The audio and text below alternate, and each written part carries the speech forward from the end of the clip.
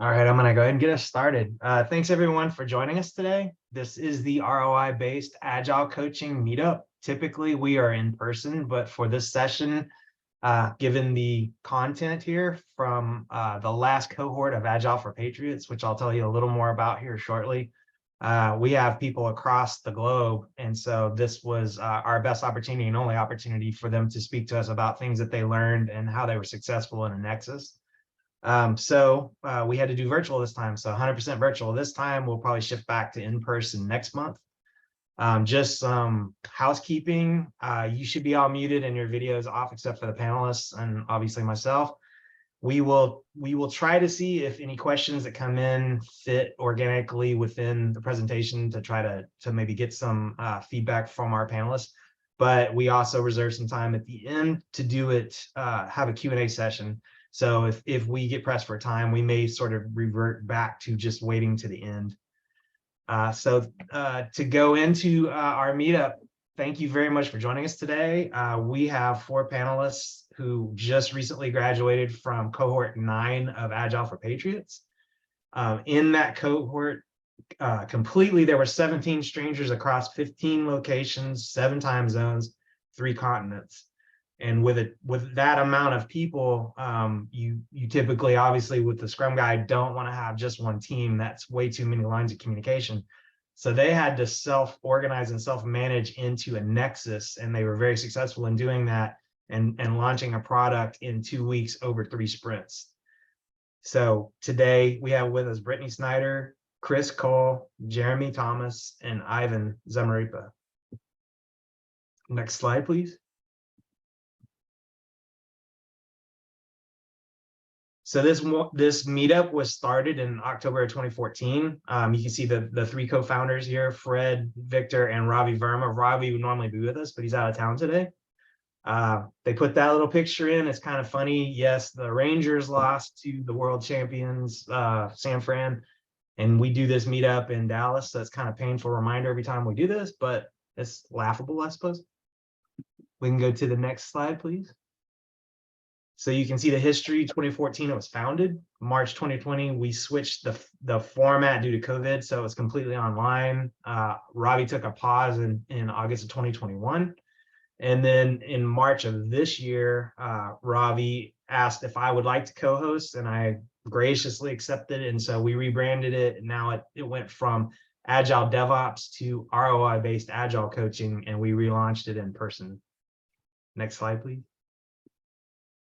So the purpose of the new meetup that's rebranded is to explore the ROI-based Agile coaching. We tend to want it to tie to ROI, agility, or coaching, ideally all 3.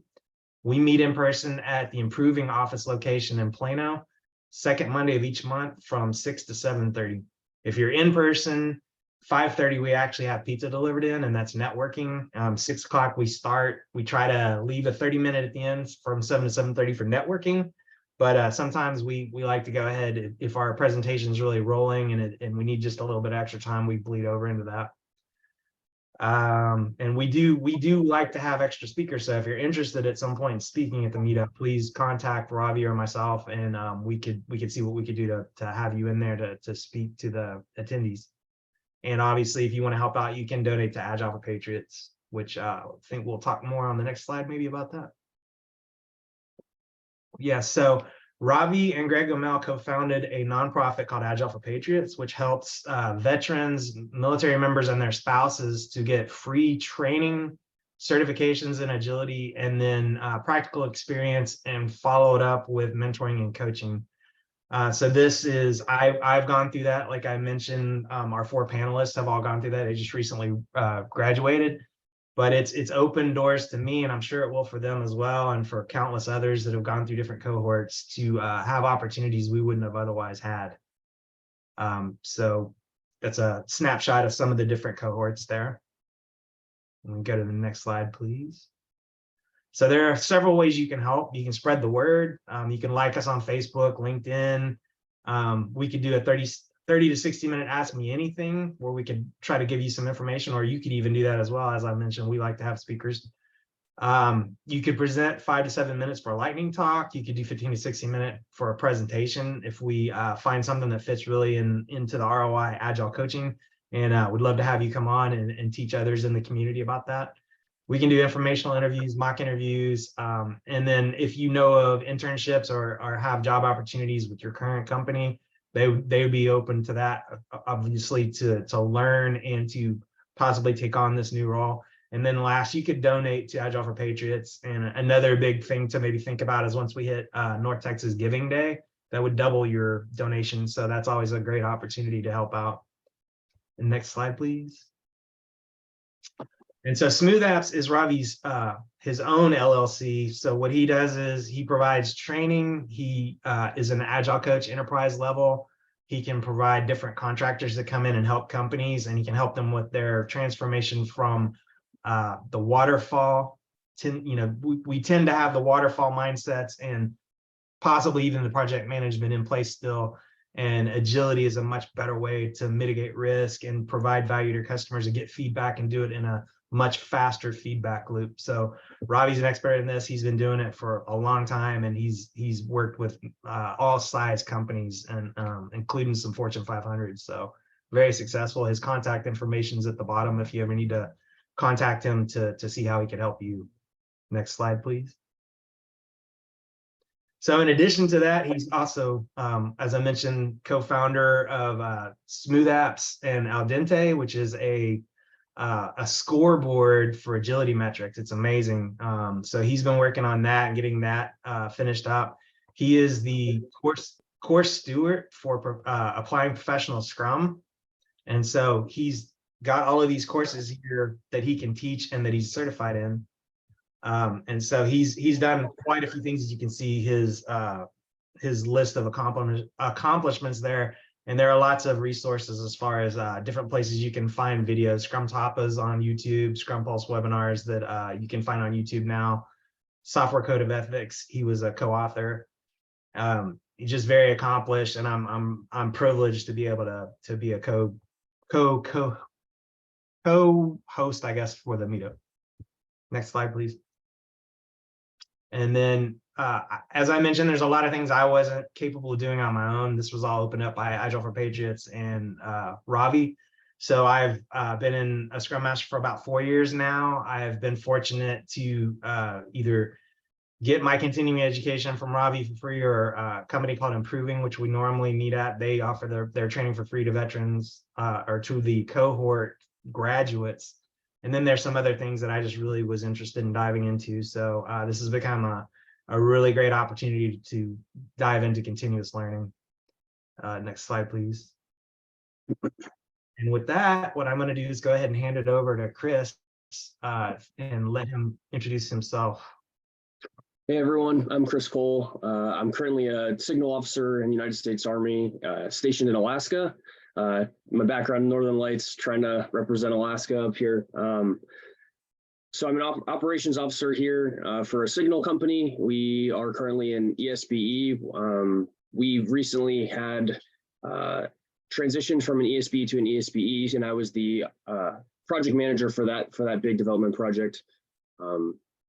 I'm currently CASP Security Plus, PSM1, and PSPO1 certified. And I think one thing about myself that I take pride in is that I'm a lifelong learner, and I like to help teams to create value and have shared understanding towards a goal.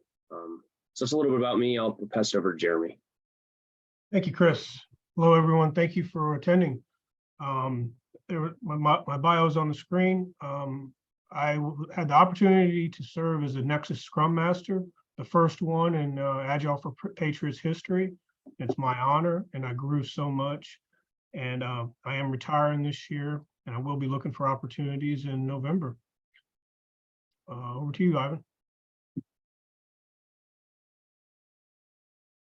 Thanks, Jeremy. Hi, everyone. My name is Ivan Zamarupa. I'm here in Houston, Texas, Marine Corps veteran. I served in Afghanistan and Iraq from 2010 to 2015.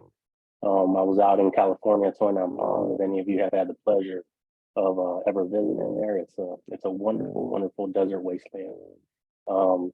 I'm currently a project manager for a mobile app startup, completely online. I'm helping them through an agile transformation and process optimization work.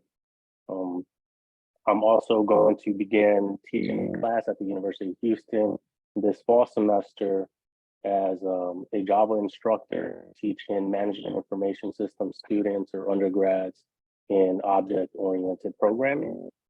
As you can see, I have a few certifications, and I am very, very grateful to Agile for Patriots for this opportunity to get this Scrum training. I feel like it's really been beneficial and a great pivot point for me to take my career in a new direction. I'm always open to new opportunities and helping people work on very challenging and interesting problems. So please reach out. Brittany? Thanks so much, Ivan. Hello, everybody. Thank you for joining us today. I'm super excited to be here. I'm your local Scrum Master magician. I am an active duty US military spouse. I'm also currently doing an internship at WEX as a Scrum Master, which I do owe most of that to Agile for Patriots in the program that we participated in. I really use that to leverage that position, and I'm incredibly humbled and grateful. My background is in the service industry and management.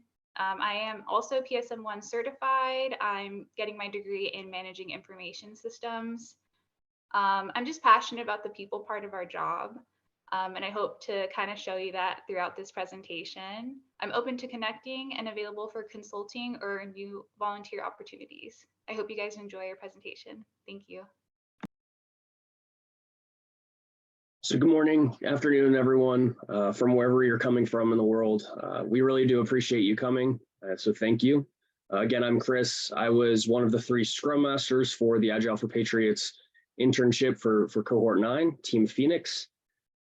Presenting with me is Jeremy, Brittany, and Ivan. We're super grateful to be here. So looking forward to sharing some valuable lessons learned through our experiences in this cohort and our larger learning journey. Our agenda for today, we'll go over our journey as a team. We'll show how we align to our true north and use Proto personas to help us do that. How we self-organize and use working agreements to ensure that we were all on the same page moving forward. Product backlog refinement, our definition of done, and measuring progress.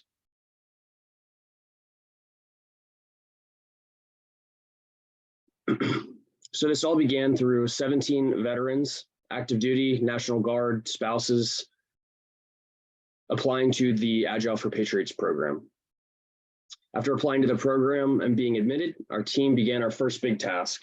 We attended the intro to Agile and Beyond the Scrum Guide training programs through Agile for Patriots. This was taught by William Red Davidson. After phase 1, we moved on to phase 2, and we further developed our Scrum knowledge by taking what we learned in class and applying it with practical real-world examples to reinforce our learning. This was in the Applying Professional Scrum course.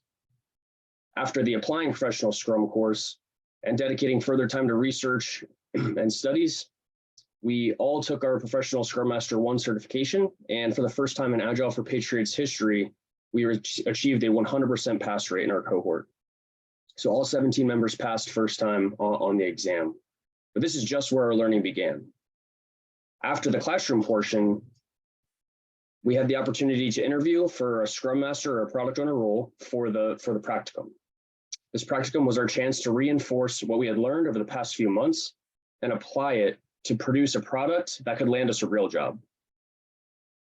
We self-organized into 3 Scrum teams and utilized the Nexus framework to scale, and began by creating a working agreement, definition of done, product goal, and backlog. We conducted 3 Nexus sprints, each with a specific sprint goal, and learned a lot over those 3 sprints. From communication skills to conflict resolution, backlog refinement, you name it. But I think my fellow panelists may disagree, but I think personally, one of the most critical lessons learned for our cohort was working with such a widespread team.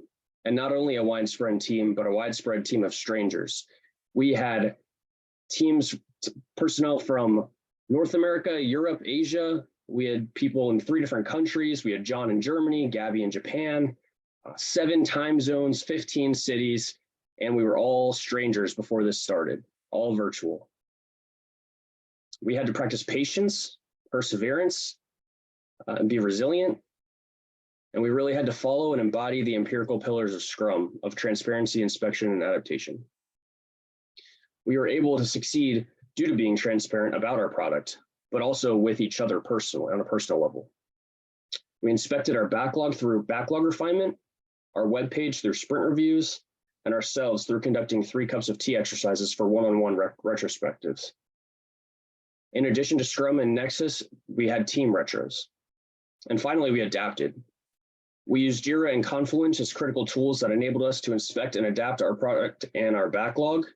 And we adapted to different time zones, personalities, and the fact that none of us had ever used Nexus before this program. This was all able to happen through us having a shared true north and vision.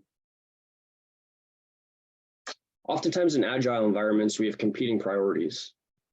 Some of you may have heard of the phrase, everything's a priority, so nothing's a priority. And this is why true north is so important. With a product owner destined to maximize value, Scrum Master to help the team remove impediments and stay on track, and developers dedicated to creating value, a team is unstoppable. Our team was guided by a strong sense of purpose, a mission and a vision to support ourselves and guide us.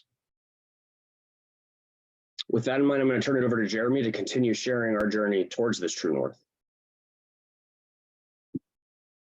Thank you, Chris, for that great overview and introduction.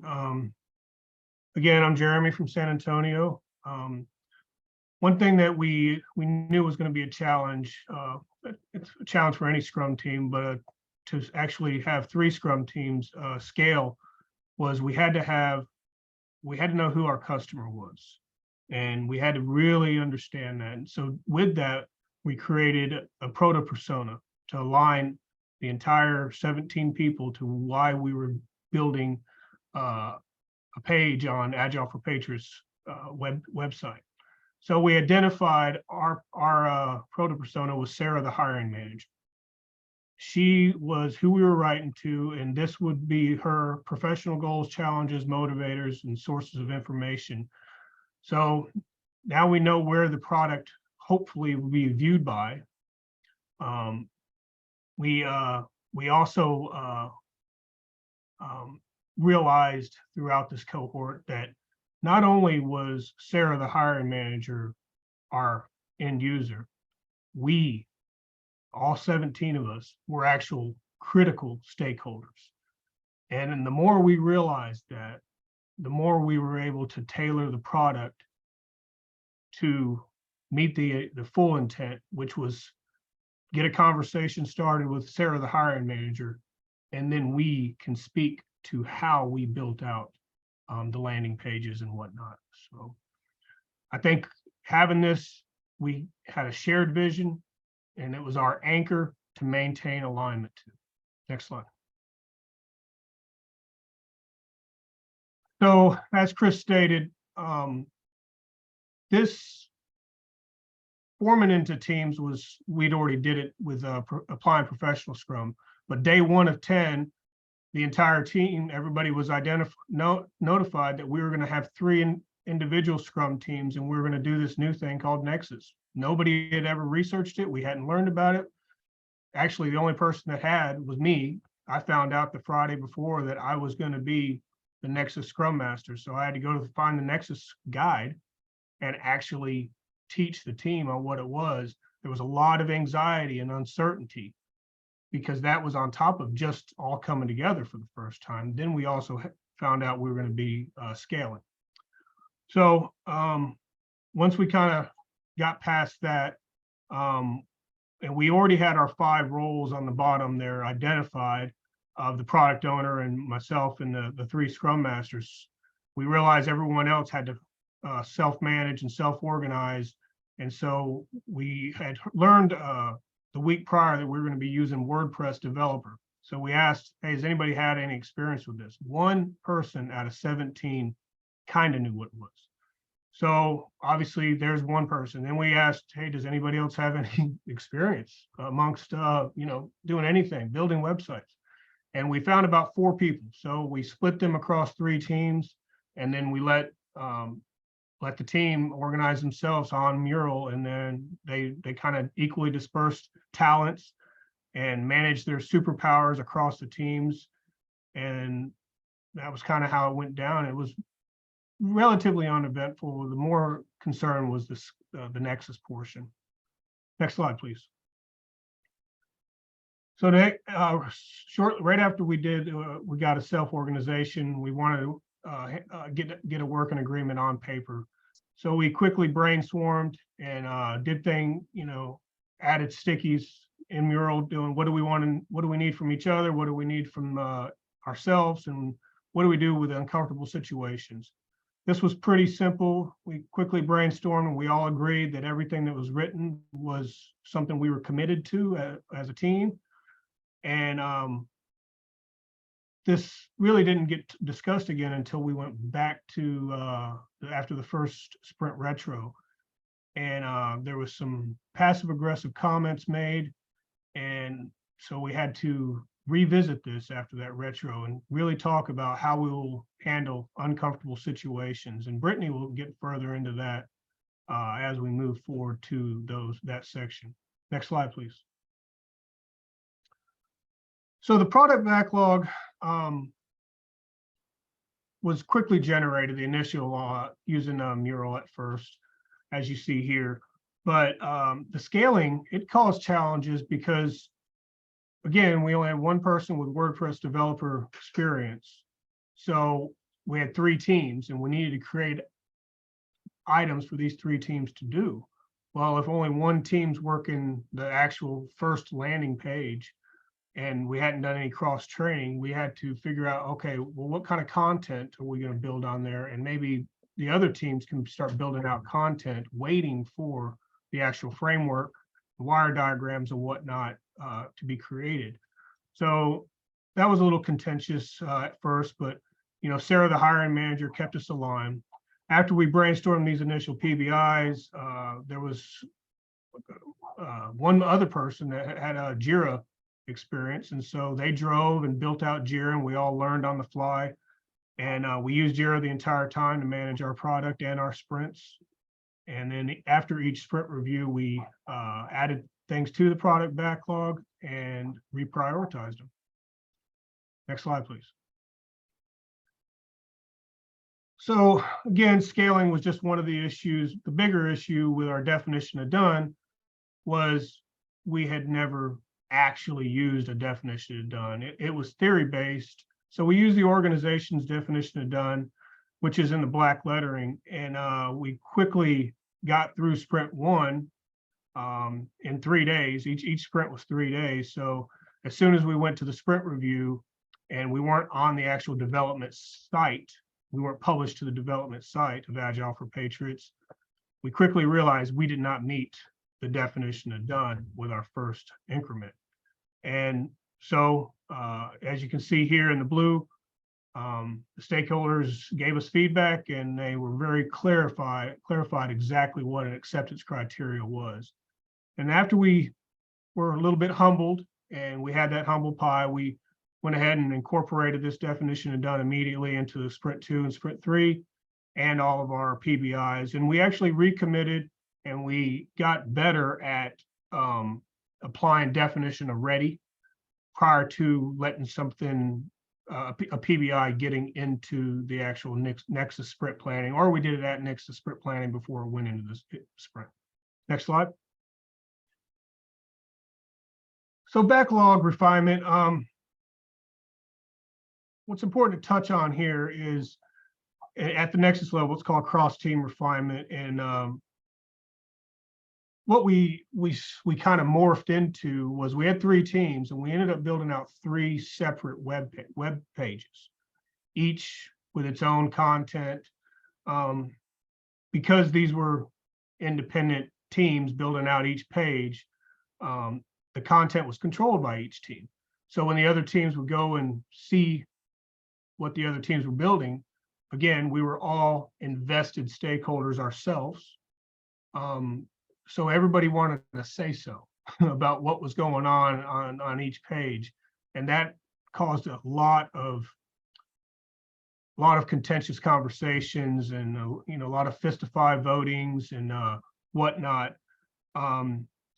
So the way we overcame that was on sprint 3, we structured it to where we pulled everybody into Nexus cross-team refinement and Nexus sprint planning.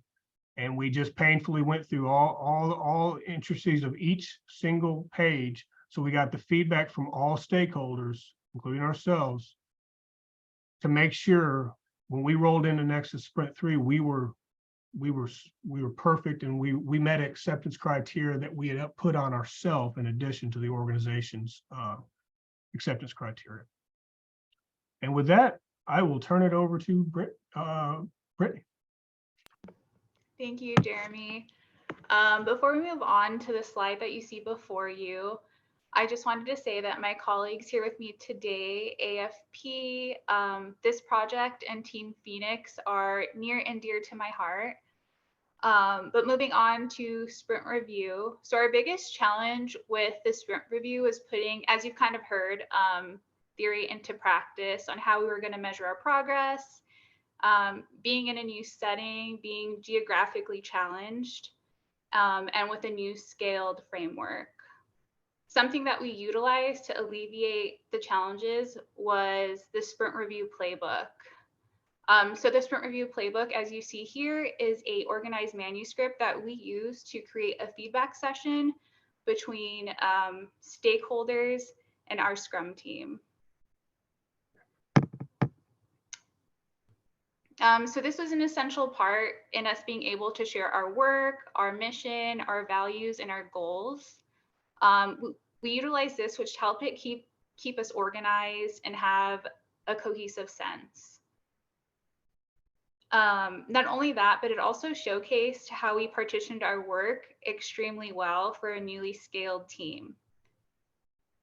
The sprint review playbook was a great outline for us, but what I think was the most important part of this was how it allowed for our product owner and Nexus Scrum Master Jeremy here to create such a strong bond, as they had to collaborate closely to prepare for our sprint reviews.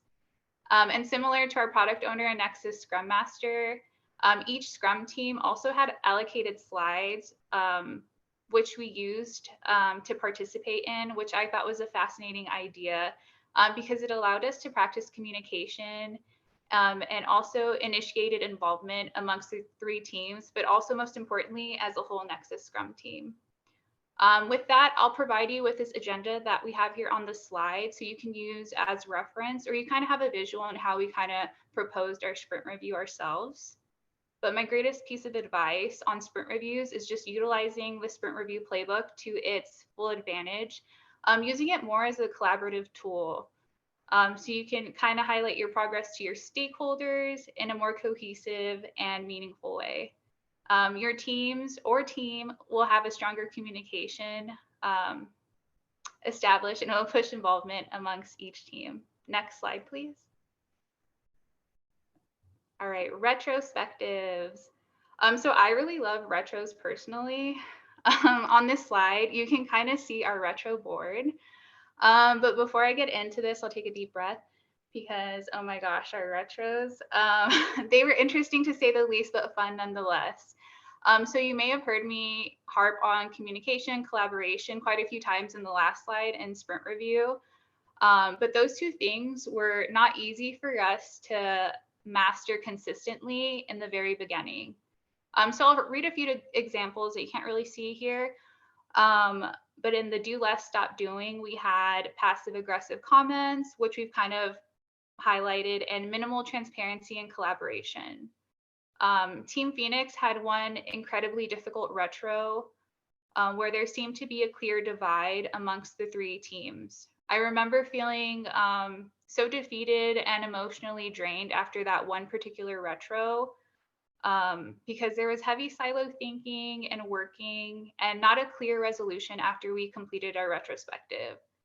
But luckily for us, we had 3 amazing guest speakers right after the retro session, which I decided to take full advantage of and ask questions around challenges, how to establish effective communication, and how we can kind of connect better as a 3 Scrum team working together, essentially as a whole Nexus team. We learned that conflict is healthy and some tips on how to build connection within each team, which I think both those things are extremely important in our line of work. And just for reference, each Scrum Master from each team did such a great job at establishing that with their own individual team that we really needed to transfer that energy into the Nexus team as a whole. So following that retro, I decided to implement icebreakers as we didn't have much time for one-on-ones during our time together. I led the very first icebreaker the following morning, which really helped establish a connection. And it was something that I feel really transformed our team and helped us get closer together. Eventually, we had each Scrum Master lead an icebreaker, which I think was also great because it not only boosted morale, but it also created involvement and inclusion. I believe Jeremy also has something on this slide, so I'll pass it over to you, Jeremy. Thank you, Brittany. And it was your courage after Sprint Retro 1 that you brought it to me, said, hey, I think we got to do something here. We got to break the tension. And that was your idea. And we kept that idea, and it so helped our team heal. So hats off to you, Brittany. Another thing that came from Sprint 1 Retro was the team wanted an agenda. They wanted a daily agenda. We had about 22 industry speakers over the 2 weeks that we had to make time for because they were making time for us, and they were extremely valuable. We had, lunch every day scheduled. We had deadlines. We had, sprint reviews. We had a lot of things scheduled. And so I managed our whole calendar, the Nexus calendar inside Confluence. But every day I would just kind of set the expectations and timelines and whatnot for everybody. And they'd ask for it. And so I quickly implemented that after Sprint 1 and did that every single day after we brought everybody into the main Zoom room. And I think that really helped just kind of keep people aligned, another alignment tool, if you will. Thank you, Britt. Thank you, Jeremy. But just to continue, I know that I've kind of said like we know that retros are kind of finding out what we don't want to do, what we should do less of, but they're also about what we want to do more of and what we're really great at. And Team Phoenix is really great at a lot of things. And some of those things were being vulnerable and open and being supportive. But I'll leave you with that with retros. Thank you. Next slide. All right, 3 cups of tea. So as you can see here, this is a depiction of our insights that we kind of put together from our time together as Team Phoenix. But 3 cups of tea is a one-on-one session with any member of the Scrum team of your choice, where you can kind of provide feedback, kind of gives an individual insight on blind spots, opportunities where they could grow, and also essentially just provide constructive criticism. It's a safe space for you to feel like vulnerable and get a better understanding of any conflict that may be going on, or maybe you kind of just want to bring something up to that individual. But I feel like I really use this, and a lot of people on our team really use this to their advantage. And I think it was really essential to kind of keeping Team Phoenix on track. But as I mentioned before, there was miscommunication and within our team and not enough communication among Scrum Masters. In the beginning, it was difficult for us to foster great cross-team collaboration. So there were some cases of misinformation and misplaced feelings as we moved through the first and second sprint. And there was a lack of, as I've said before, transparency and collaboration. And there is a little bit of passive aggressiveness as well. So what I went ahead and did was initiated a 3 cups of tea with another Scrum Master to kind of get a better understanding of how we could improve our communication. We were able to pinpoint where we may have misunderstood each other, and offering solutions on how we could improve. And personally, for me, this is super cathartic, because we were able to foster a better relationship, and we were able to move on easier and go through our last sprint successfully. But these are extremely useful, and they allowed us to move harmoniously into our retrospectives. And not only that, but they allowed us to grow and to continue to be vulnerable, which I think was a strength that we had. And we really built that trust that we needed to become such a successful Nexus team. Thank you. And I'm going to go ahead and pass it over to Ivan. Thanks, Brittany. Hi, everyone. Again, my name is Ivan, and I'm going to talk to you a bit about measuring progress and metrics that matter. So a lot of times projects struggle with measuring the right metrics. What are the right metrics to focus on, and how do we actually measure progress? In Scrum, we're taught about empiricism, where we do an experiment, we put it out to the market, we get feedback, and then we use that feedback to build a better increment and deliver value in the following increment. The way that we actually execute that is through sprint reviews. So during the sprint reviews is our time to meet with the client, show them what we've done in the sprint, and have them give us feedback. And what we're really trying to do is align on two main points. One, are we aligned with our product vision? And did the work that we do in this sprint add to our product goal? Was it aligned with it? Did it get us there? Or do we need to readjust? These are super important to deliver in value at every increment. Some of the metrics that mattered for us the most for this specific experience weren't around velocity or burnout charts or how much work was getting done. I would say that those are probably some traps that you can get into when measuring metrics. The metrics that we wanted to measure were about outcomes. So outcomes for us were 100% professional Scrum Master pass rate in cohort. Employability, we had 16 interviews conducted, 6 offers received, and 3 offers accepted. And now these numbers are just from the last couple of days of our cohort. We've actually had more folks conduct interviews, receive offers, and accept offers since ending the course. So I think these numbers are actually a little bit higher, which is a good thing. And lastly, LinkedIn engagement. In this day and age, if you're not on LinkedIn, you're not anywhere. And so through this experience, we want to make sure to promote our program and our cohort to everyone out there, to show them that these new professionals are ready to engage and to work. And so with that, some of the metrics that we were measuring were how many views were we getting? We got 300 plus views from fairly large companies with 10,000 plus employees. And the average profile view for our cohort members went up by 106%, which is great. Next slide, please. Lastly, we want to leave you with some lessons learned. Personally, for me, what I really took away from Scrum and learning about Agile methodologies was the constant focus on value delivery. Value is what we need. It was the name of the game. And it's what you need to put your focus on every step of the way. Through using the Scrum method or the Scrum framework, we are delivering value at every step, right? Like I said, we're not getting bogged down in the details of the projects that can a lot of times take our focus off the ball. But we're constantly reevaluating ourselves and getting feedback from the market so that whatever we're working on is the most valuable increment that we can deliver. Chris, would you like to share?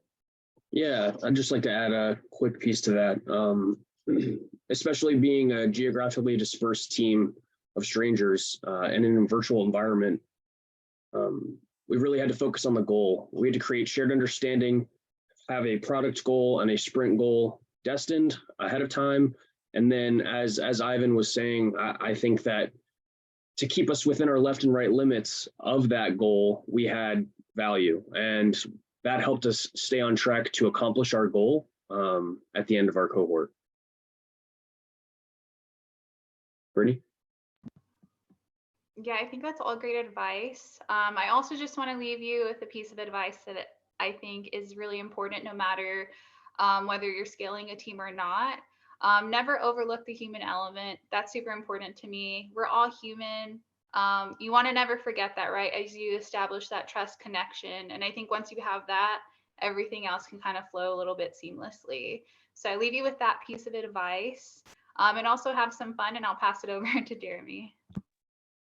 Thank you, Brittany. It's hard to follow, create trust in a safe space, because that is paramount to even be close to effective.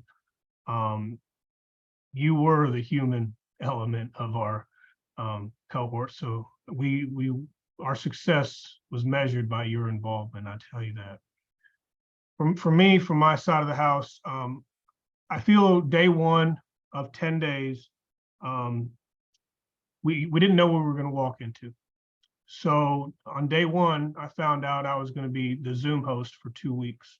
I never did that. I didn't know what that was. I'd been in Zoom meetings, but I never hosted it. I never accidentally ended the entire thing for 17 people, but I did that too. What I'll tell you is we got thrown into the deep end, and we knew how to swim. We just hadn't actually done it without the floaties. And with that, we leveraged our training. We completely leveraged our training, and we used each other. We cross-trained, and we learned, and we grew, and we were fully committed to each other and to the product and what we were doing there. And that's why we were successful. The final thing I'll say is, you have to be accountable for your role. There's a time to lead, there's a time to follow, there's a time to facilitate, and there's time to let the team decide. And so each role was important, and we completely honored each other's role and supported each other in our individual roles. And I think that's why our team, our whole Nexus team, was successful. Back to you, Ivan. Thanks, Jeremy. Next slide, please. Well, folks, thank you for sticking with us through this whole thing. I know we're really excited to share our experience with you, and would love for you to connect with us on LinkedIn. Your beautiful faces, and our links to our LinkedIn are on the meetup description, so you can reach out to us there, or feel free to ping us here before the session is over. I'll turn it back over to Mike for the last remarks. Well, thank you, all four of you, for joining us for this. That's quite the amazing experience. I know none of the cohorts before you got the opportunity to work in a Nexus, so I'm jealous of that.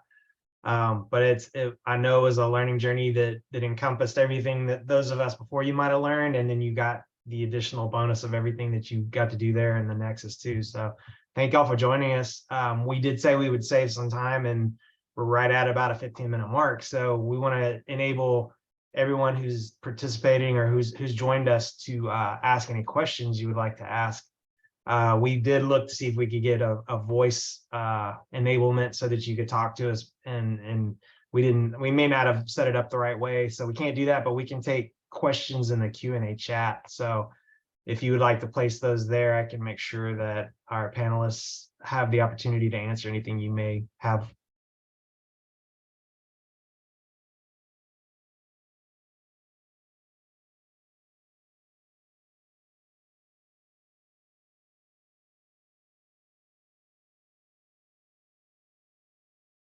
I know there's at least one person who's interested in a case study of what we've done on the Nexus to share with scrum.org for different people who are interested in learning more about Nexus and how to make that successful.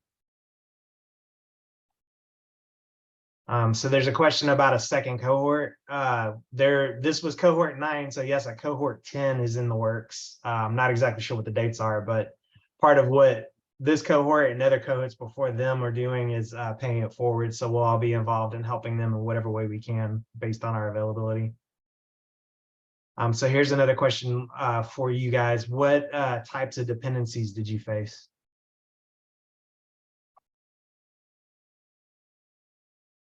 I can answer that if you like.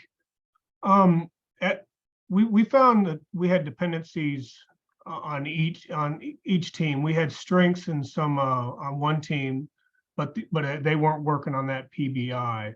So sometimes we needed to shift a PBI from one team to another, or we just needed that developer to jump over and assist the other team. Some dependencies were outside our control. Like we didn't have full rights in the Agile for Patriots website like we thought we did. And so we were trying to do things and we couldn't. We really wanted to add this PBI, but we couldn't. And then we found out, oh, we just didn't have the right level of access. And so that was resolved. I hope that answers your question, but I'll let my other cohort members join in. Yeah, I can add to that. Jeremy previously mentioned that we created 3 pages for our web page. That was after identifying that one WordPress developer and 3 teams made for a tough mix of PBIs to accomplish. We realized that we were relying on that one team for the web page, and that's when we determined we can create more value by having sub pages. So that's kind of where the dependencies initially lied. I think was primarily in having one site and 3 teams, and how we kind of accomplished overcoming that.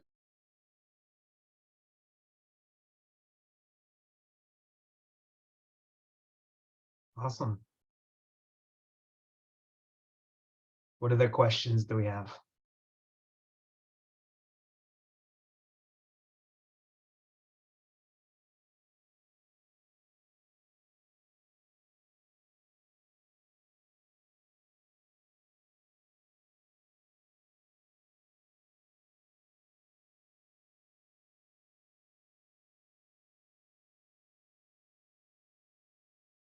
I'll give it just 1 second. Here we go.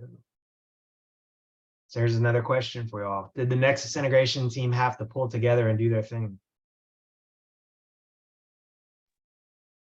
I think I can answer this. So yes and no, and I kind of alluded to that. So we had purposeful Nexus integration team meetings. As you saw on the slide, was 5 times where we actually had it scheduled and everything. But basically every morning we had the Nexus daily stand-up where one developer would stay back after we did the agenda for the morning and the icebreaker. Then we would it was primarily the same developer that would stay back with me and the product owner, and we'd go over any impediments and resolutions. And then but we did that. We committed to that Nexus daily scrum every day, and so that was the primary time that the knit was together. And so yes, we pulled together. We did our thing daily, every single day, and then sometimes, like I talked about at on the Nexus on Sprint 3, we actually talked about it, and we brought it to the group and said, hey, we need to have everybody at this Nexus sprint planning. We can't be doing our individual things. We have to be completely aligned. Some people didn't fully agree, so we had to take it to a vote. And but yes, the Nexus integration team was constant, and we were pulled together all the time, sometimes multiple times if need be. But it was always at 8:15 every morning with the Nexus Daily Scrum, and then of course in the Nexus Sprint Planning as well.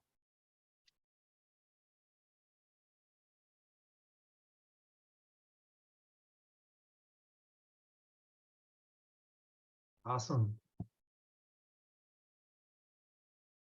We still have 9 minutes for more questions if you have some.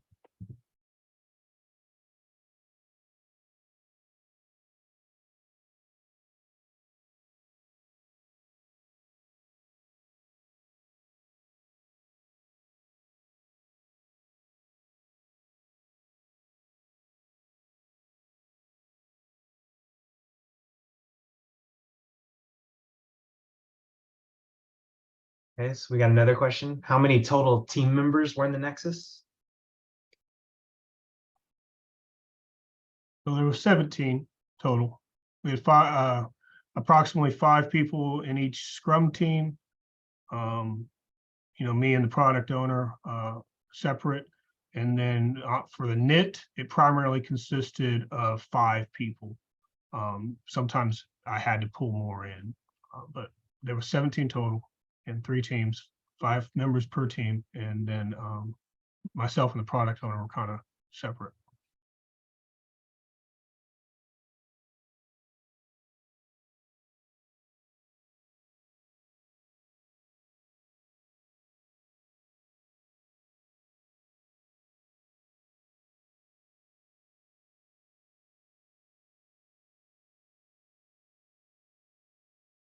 I'll ask a question too, since I sort of saw, I was behind the scenes, behind the curtains with you guys a little bit when you were organizing, self-organizing for your team, self-managing. Did you do a retrospective, or did you even know, not an official sprint retrospective, but did you already know going into it, or did you figure out afterward what criteria you were using to self-manage into 3 different teams? Did you have your enabling constraints identified? Did you know what you needed per team, or how did that work out? I think I kind of alluded to that at the beginning. Was the week prior to it started, we found out we were going to be using Jira, Confluence, and WordPress Developer in addition to Mural. Okay. And the only tool we were familiar with was Mural and Zoom, obviously. And so a lot of us for the first time, most of us, in fact, just looking at Jira, looking at, WordPress Developer, we were just getting it. And we didn't even have our access till day 1. So when we realized, we realized that we weren't going to be guided through this. Like applying professional Scrum, Ravi was there guiding us the whole time. What we quickly realized on day 1, I remember I asked, I was like, I wonder if someone's going to come in and teach us Jira. Nope. So what we found was we're going to have to find somebody that knows that's even familiar with WordPress. So our priority was splitting that talent, that experience across the teams. And so self-organizing was very simple after that, because there was, approximately, we had about 4 people. So, we had 11 people that just need to kind of fill out the teams. And it happened real quickly. Like people just started adding names underneath the Scrum Masters, and then they saw there was a lopside. I think one team had 6, and we just kind of, hey, we need somebody to go over it. Okay, no problem. They volunteered. It was fairly simple. And then there's another question. So in the end, was Jira enabler or an impediment in your opinion? I'll keep speaking, but I'll let someone else answer that. I can take that one. So I think that Jira is definitely an enabler, just like a lot of other tools. And to be perfectly honest, the way that I kind of saw this is the way that a lot of other projects go. Like you get somewhere to a new team or to a new company, and maybe they're using some of the same tools. Maybe it's similar to a tool you've used before. But there's still a little bit of a learning curve so that you can use it efficiently and effectively. And I think that that's kind of where we were with Jira. It's not like a super complicated program. It definitely does a lot of things. It's set up for Agile kind of work. And so there's sprints, there's product backlog items, like it all makes sense from that perspective. And it's really, really useful for organizing. Again, some of the things that could have been impediments were like, well, we didn't put it, we didn't start the task at the right time, or we didn't end it, or, we weren't tracking the issue numbers. But we didn't let that become a problem, because again, our focus was on delivering outcomes, not on trying to master Jira.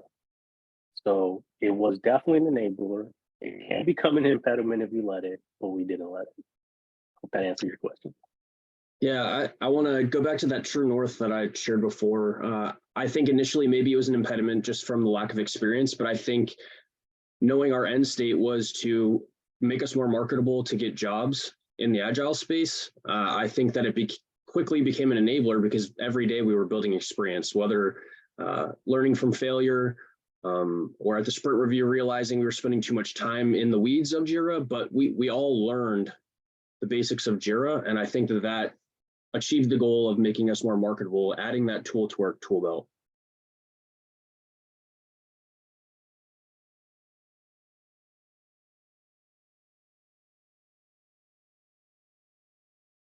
Okay, we may have time for one more question before we wrap up.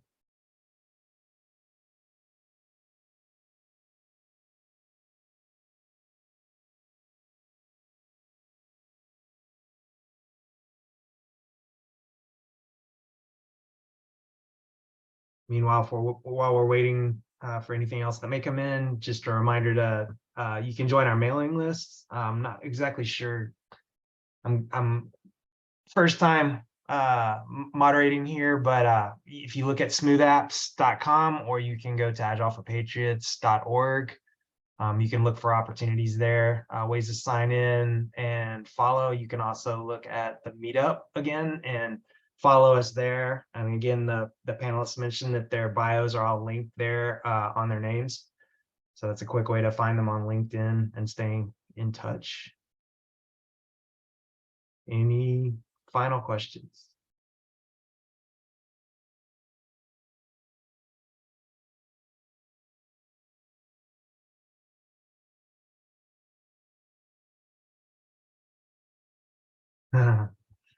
So one of our guests is Richard, and he is one of the co-founders of Nexus. So he's seen this, he really likes it, and he wants us to look at doing a case study. So I'm going to bring this up with Ravi to see what we could do and publish this on scrum.org. He's connected with us on LinkedIn, and also we'll share with the panelists the email address for him. So we will make sure that gets connected and explored, because this is an amazing thing that you guys and ladies all did, especially with the current conditions of having to work hybrid. We work remotely across the globe, and this was a great success story. So I don't see any other questions, so I will go ahead and wrap this up. Thank you again for our panelists for spending your time with us in your different time zones. Thank you for everyone who joined us.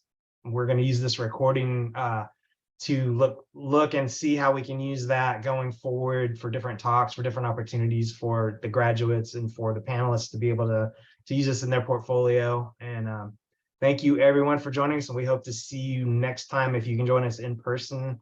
I know some people will probably prefer hybrid, and maybe we can look into that, but for now it's in person. So August, we'll be back at improving.